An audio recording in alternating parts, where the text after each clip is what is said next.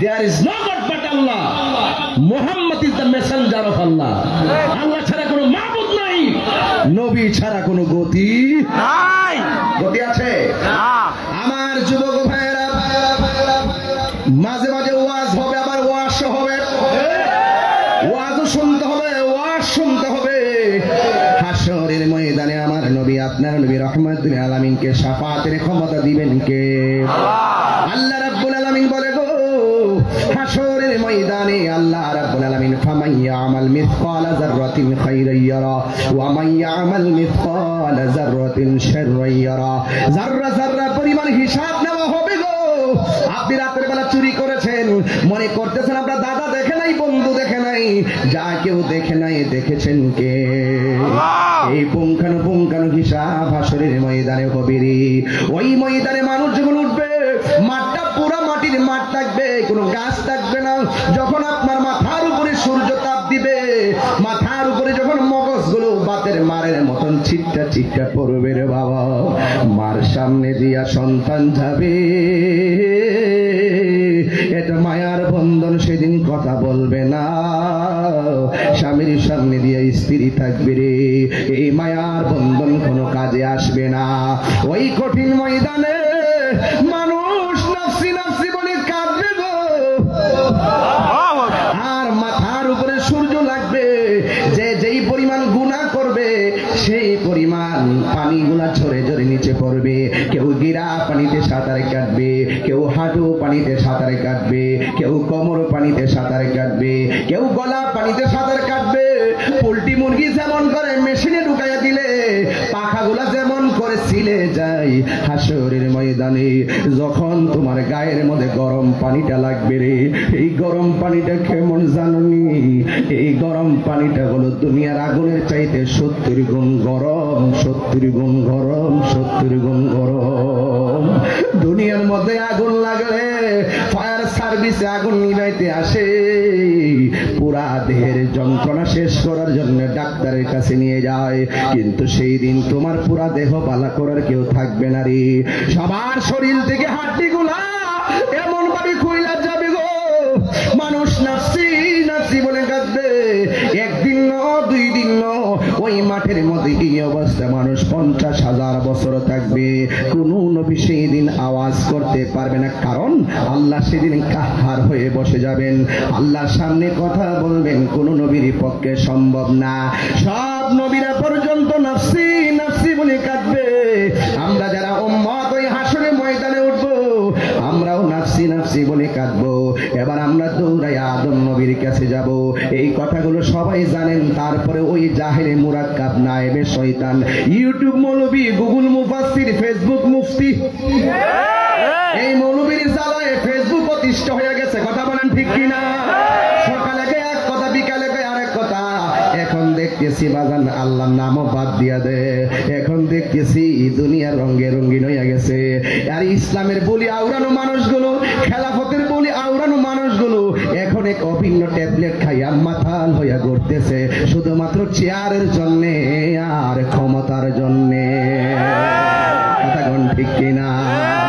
এই মুলবিরা জাহেলে মুরাক্কাব নায়েবে শয়তান, এদের কাছ থেকে দেশ বাঁচাইতে হইব, এদের কাছ থেকে ধর্ম বাঁচাইতে হবে। কথা বলেন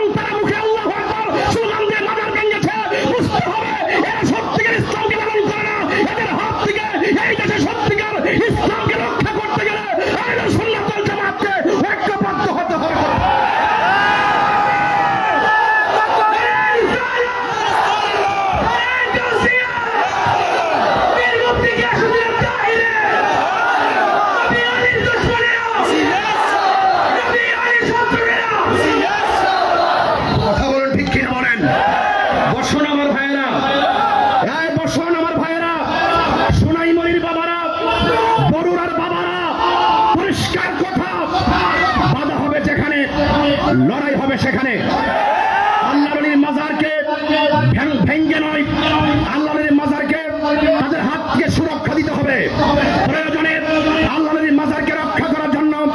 গ্রামে গ্রামে, জেলায় জেলায়, উপজেলায়, ইউনিয়ন পর্যায়ে প্রত্যেকটা জায়গায় জায়গায় আমাদেরকে প্রতিরোধ বাহিনী গঠন করতে হবে। আল্লাহর মাজারকে সুরক্ষা দিতে হবে। এই দেশে সত্যি আদর্শের ভাবমূর্তিকে, সত্যিকার ভাবমূর্তিকে যারা বিনষ্ট করতে চায় তাদের হাত থেকে আমাদেরকে এই ইসলামের ভাবধারাকে রক্ষা করতে হবে। কথা বলে যারা বলে আমার নবী সুপারিশ করতে পারবে না, এরা নবীদ্রোহী। কথা বলেন ঠিক কিনা বলেন? আমার কথাই কেউ রাজনীতি গন্ধ খুঁজবেন না। এটা সবার দায়িত্ব, সবাই মিলেমিশে এই দেশকে রক্ষা করতে হবে। কথা বলেন ঠিক কিনা? আল্লাহ নবী মাজারকে রক্ষা করতে হবে। এই নবী শাফাত করতে পারে, নবী শাফাত করতে পারবে। নবী হাজির নাজির, নবী গায়েবের খবর জানে ওয়ালা, নবীর ভিতর বাহিরে নূরুন আলা নূর। আমরা ওলি আল্লাহদের কাছ থেকে শুনেছি, ওলি আল্লাহর কাছ থেকে শুনেছি, কিতাবে মুতাওয়ালা করে পেয়েছি। এই জন্য যারা ধর্মের নামে অধর্মের চর্চা করবে তাদের কাছ থেকে আমাদের সকলকে সতর্ক থাকতে হবে। কারা কারা আমার সঙ্গে একমত আছেন হাত তুলে দেখান ইনশাআল্লাহ। নারে তাকবীর, নারে রিসালাত, আহলুস সুন্নাত ওয়াল জামাত। বাবার আমার, আজকে দেখা যায় মানুষের স্বাধীনতা বলতে কিছু নাই। কিছু পাগল খাইলে খায়, না খাইলে নাই। কিছু পাগল আছে খাইলে খায়, না খাইলে নাই। রাস্তায় চলাফেরা করে, মাথায় জট চুল। দেখলাম যে তারা মাথায় পাগড়ি পরে। এই পাগলদের চুল কাটা, পাগলদেরকে চুল কেটে দিয়ে মুন্ডন করে দিচ্ছে। এরা সংবিধানের যে 32 নম্বর অনুচ্ছেদের মধ্যে আছে। আমি সেই দিন আমার লাইভের মধ্যে বলেছি যে তোমার ব্যক্তিগত চলার স্টাইল, আমি কোন পাঞ্জাবি পরবো সেটা আমার ব্যক্তিগত ব্যাপার। তুমি আমার পাঞ্জাবি খুলে শার্ট পরাইতে পারো না, তুমি আমাকে জোর করে শার্ট খুলে পাঞ্জাবি পরাইতে পারো না, তুমি আমার চুল কেটে দেওয়ার মতো দুঃস্বপ্ন তুমি দেখতে পারো না। এই স্বাধীনতার আঘাত যারা করেছে তাদের বিরুদ্ধে আইনি অ্যাকশন দরকার আছে। কথা বলেন ঠিক কিনা বলেন? সব পাগল পাগল না, কিছু পাগল এমনও আছে যারা আল্লাহ নবীর প্রেমে দেওয়া না। কথা বলেন ঠিক কিনা বলেন? এই জন্য দেখেন এই সমস্ত লোকদের কাছে কবরের লাশ পর্যন্ত নিরাপদ না। কথা কোন ঠিক কিনা বলেন? লাশ কবর থেকে তুলে গায়ের মধ্যে আগুন ধরাই দিয়েছে। স্বাধীনতার ইতিহাসে এইরকম নেককারজনক ঘটনার অবতারণা হয়নি। এটা বাংলাদেশের ঐতিহ্যকে বিনষ্ট করেছে, ধর্মের ভাবমূর্তিকে ক্ষুণ্ণ করেছে। কথা বলেন ঠিক না ঠিক? এই জন্য একটা অন্যায় না, ওই সমস্ত মুখে মুখে লেবাসদারীদের মুখে আমরা ইসলামের বলি শুনতে শুনতে এতদিন পরে সাধারণ পাবলিকও বুঝতে পেরেছে একমাত্র সুন্নিরাই ঠিক।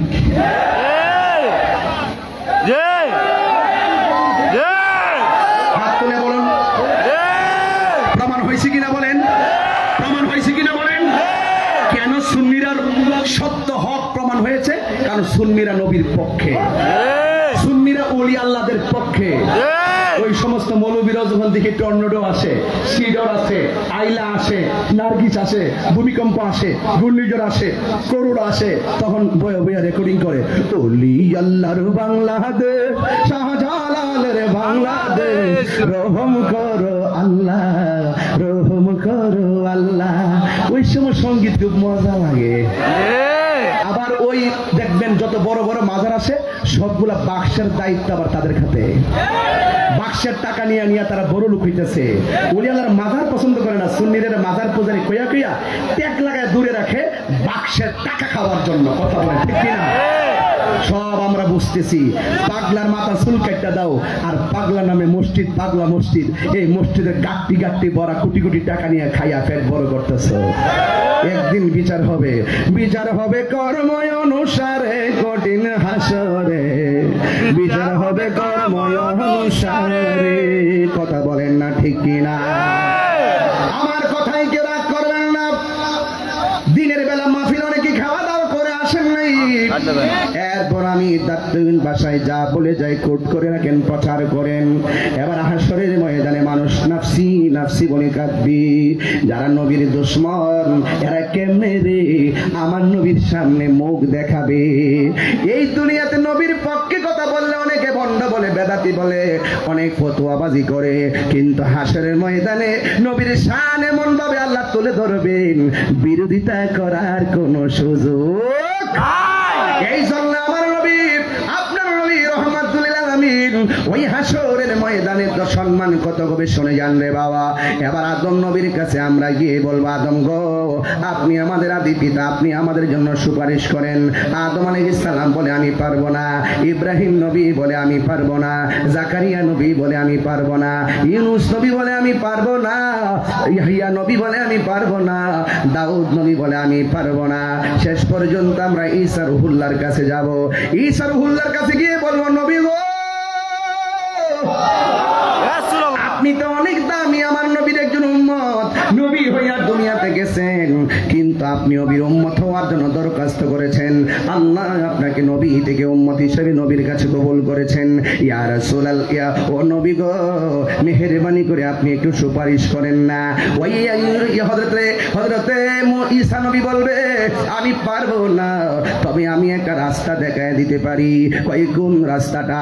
কই সুন্নাত মান কদ আরসালনা ক্বাবলাকা মির রাসূলিনা ওয়ালা তাজিদু লিসুন্নাতিনা তাহবিলা আকিমিস সালাতা লিদুলুকি শামসি ইলা গাসাকিল লাইলি ওয়া কুরআনাল ফাজর ইন্না কুরআনাল ফাজরি কানা মাশহুদা ওয়া মিনাল লাইলি ফাতাহাজ্জাদ বিহি নাফিলাতাল লাকা আসা আইয়াবাসাকা রাব্বুকা মাকামান মাহমুদা। একটু আগে আসর আজান হয়েছে কি হয় নাই? আজানের আগে দুরূদ শরীফ পড়লে বড় সুন্দর লাগে, কথা বলেন ঠিক কিনা? আজানের পরে দুরূদ শরীফ পড়লে বড় ভালো লাগে, কিন্তু আজানের ভিতরে দোয়া আছে না নাই? আল্লাহুম্মা রাব্বা হাযি দাওয়াতি তাম্মা ওয়াস সালাতিল কাইমা আতি মুহাম্মাদানিল ওয়াসিলাতা ওয়াল ফাদিলা ওয়াদ দারাজাতার রাফিয়া ওয়া বা'সহু মাকামান মাহমুদা। আজানের দোয়ার ভিতরে মাকামে মাহমুদের কথা আছে, কোরআনের মধ্যে মাকামে মাহমুদ আছে। ফাতাহাজ্জাদ বিহি নাফিলাতাল লাকা আসা আইয়াবাসাকা রাব্বুকা মাকামান মাহমুদা। ওই মাকামে মাহমুদটা দেখা যায়, সেখানে চলে যাও। সব উম্মতেরা ওই মাকামে মাহমুদের গোড়ায় যাবে গো। যে গিয়ে কি দেখবে জানেন নি? কেন তাহিরি নবী নবী করে? কেন আল্লামা অধ্যক্ষ আল্লামা আমার উস্তাদ আল্লামা আবুল কাসিম মোহাম্মদ ফজলুল হক হুজুর কেন নবী নবী করি রে? কেন এলাকার মানুষগুলা গরমের মধ্যে নবী নবী কইরা বসে রইছে? এর কারণটা কি রে বাবা? কারণ নবী হলো এমন, সারাটা জীবন নবী উম্মতের জন্য কেঁদেছেন। দুনিয়াতে আসার আগেও নবী উম্মতের জন্য বন্দোবস্ত করেছেন। মা আমেনার মাঝ থেকে দুনিয়াতে শুভ আগমন কইরা নবী উম্মতের স্লোগান দিয়েছেন। পাথরের আঘাত খাইয়া খাইয়া তায়েফের জমিনে নবীর রক্তাক্ত করে ফেলেছে, সেখানেও নবী সাজদায় পড়ে উম্মতের জন্য কেঁদেছেন। উহুদের ময়দানে মাথা মোবারকে হেলমেট ঢোকে রক্ত ঝরঝর করে পড়েছে, সেখানেও নবী উম্মতের জন্য কেঁদেছেন। আশিক যারা আছে এখনো যদি মদিনা যাইল, কানটা পাইতা দিলে শুনে আমার নবী উম্মতি উম্মতি বলে কানতেছে। শুধুমাত্র তাই নয়, আমার নবী হাসরের ময়দানে মাকামে মাহমুদের গোড়ায় আমরা সবাই যখন দৌড়াইয়া যাব, সব নবী যেখানে নাফসি নাফসি বলে কান্দে, আমার নবী আপনার নবী হাসরের ময়দানে সেজদায় পয়রা পয়রা রে উম্মতি উম্মতি বলে কান্দতেছে কান্দতেছে কান্দতেছে। ইয়া রাসূলুল্লাহ, ইয়া হাবিবাল্লাহ, নবীজি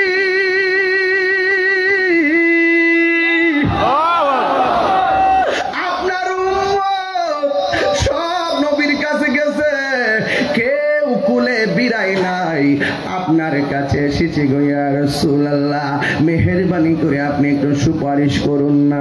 কিন্তু আমার নবী বিচিত্র একটা চিত্র প্রদর্শন করবেন, যেই নবী উম্মতের জন্য দেওয়া না। উম্মত কাছে যাওয়ার পরে নবী মাথা মোবারক তোলে না কেন? কারণ আমার আল্লাহ সেদিন কাহার হয়ে তিনি দাঁড়িয়ে বসে যাবেন। এখন আমার আল্লাহ তো কাহার, কোন নবী আল্লাহর কাছে বলার সাহস নাই। নবী বলেন ইয়াসফাউ ইয়াউমাল কিয়ামাতি সালাসাতুল আমবিয়াউ সুম্মাল উলামাউ সুম্মা শুহাদা। হাসরের ময়দানে তিন প্রকারের মানুষ সুপারিশ করবে। এক নম্বর হলো নবীগণ, দুই নম্বর হলো আলেমগণ, তিন নম্বর হলো শহীদগণ। এই তিনজন কিন্তু আল্লাহর কাছে ডাইরেক্ট সুপারিশ করবে না, তারা আমার নবীরে ধরবে। একমাত্র হাসরের ময়দানে শাফাআতে কুবরা করবেন আমার দিনের নবী রাহমাতুল লিল আলামিন। কথা বলেন ঠিক কিনা?